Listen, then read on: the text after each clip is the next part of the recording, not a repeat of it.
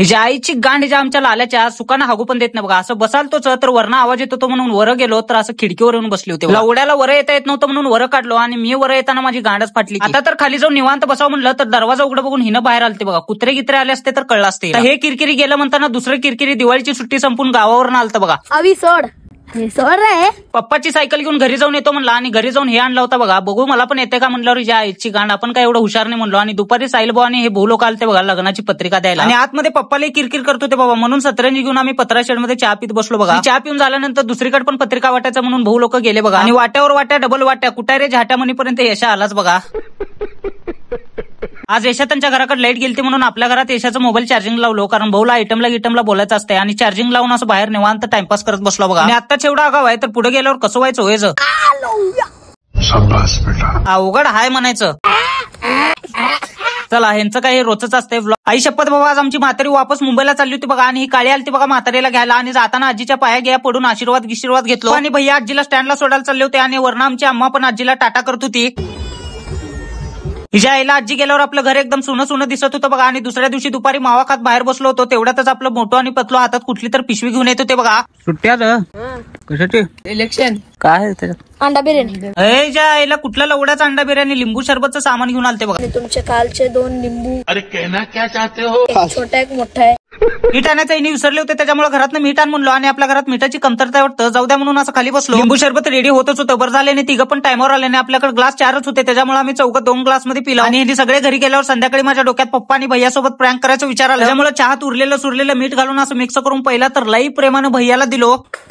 मीठ घालून दिलंय त्याच्यात. तरी मी म्हणलंय कसं काय मेहरबान झाला बाबा हे. आता बारी पप्पाची होती. पप्पा काय तर भिरकून मारायच्या आधीच ब्लॉग थांबवतो. लाईक आज काय आपल्या आजूचं काय तर काम आहे म्हणून झोपीतनं उठूनच घेऊन चालला होता आणि जाताना पहिला तर गाडीत पेट्रोल टाकला आणि रॉंग साईडने जात होता म्हणून आजू त्या साईडने गाडी घेतो म्हणला आणि जा आईला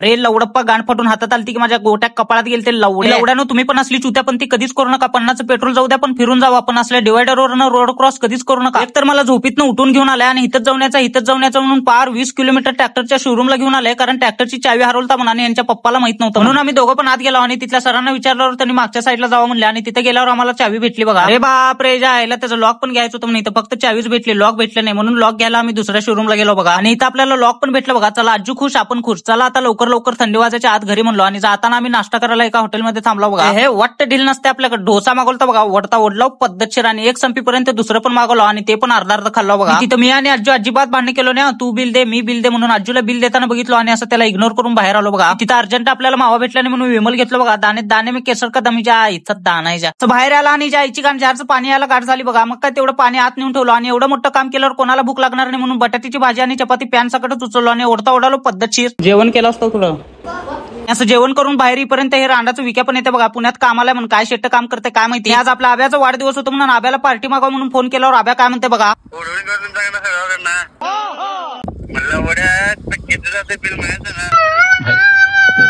ए आम्हाला काय सांगू नको बाई. आलो बघा मी. कुठं फरार होता. ए आलो बघ बाई काय सांगू नको आब्या उगाच जायला सगळ्याला सांगून ठेवलं रे आब्या. एक तर पार्टी देतो म्हणला का नाही. बाकीच्या सगळ्यांना काय करायचं बे. गाडी ठेव की गाणवट काय होतंय. माझ्या बर्थडेला ठेवतो रे मी.